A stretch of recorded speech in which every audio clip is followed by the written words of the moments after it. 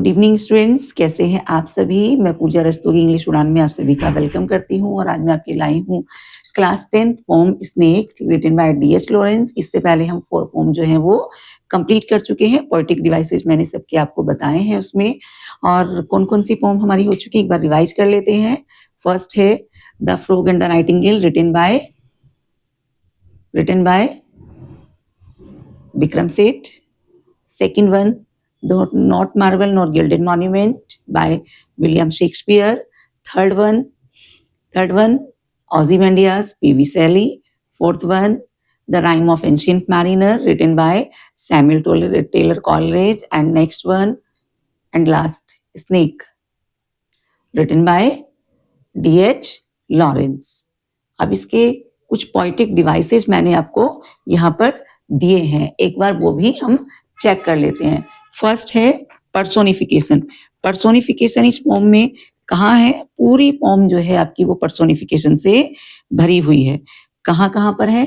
He lifted his head and from drinking, यानी कि वो जैसे किसकी कहानी है, थोड़ी सी कहानी पहले डिस्कस कर लेते हैं। एक स्नेक की एक स्टोरी है कि बहुत ज़्यादा कैसा समर वाला डे है और उसमें अचानक से जैसे ही नैरेटर जो है वो क्या करने के लिए अपनी एक बकेट फिल करने के लिए आते हैं अपने रूम से बाहर।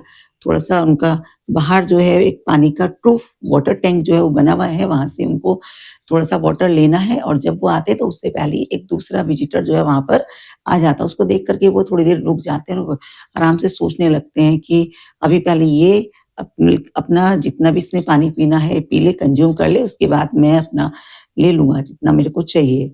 तो इस तरह से जब वो सोच रहे होते हैं, ठीक, बड़ा अच्छा लगता है उनको कि मेरे घर में कोई गेस्ट आया हुआ है, ये वो, इस तरह से वो पोम में अपनी फीलिंग्स बताते रहते हैं कि इतना गर्मी का दिन है, उसमें एक जो विज़िटर है वो मेरे धरती के गर्मी के अंदर से निकल कर के, बाउल से निकल कर के बाहर आया है पानी पीने के लिए और उसने मुझको ये ऑनर दिया है, वो मेरे घर में आया, वो किसी और के घर भी जा सकता था।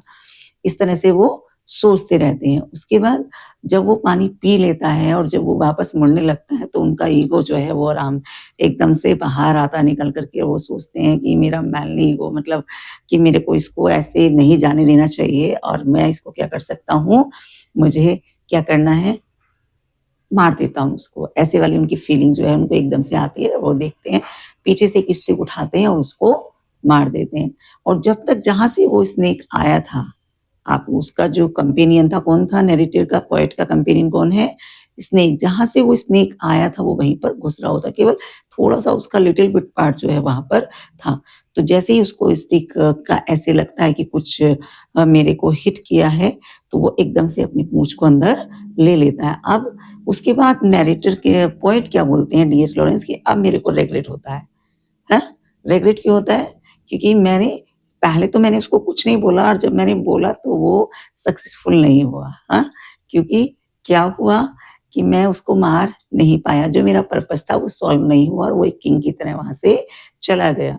तो ये अब उनको रिग्रेट होता है। अब वो क्या करते हैं, अपने आप को जस्टिफाई नहीं करते, मीन्स कि मैंने गलती की है, मेरे को ऐसा नहीं करना चाहिए था। इस तरह से वो रिग्रेट करते हैं। तो इसमें बहुत सारे फिगर ऑफ स्पीच हैं, पर्सोनिफिकेशन है, पूरी पोएम में पर्सोनिफिकेशन भरा हुआ है।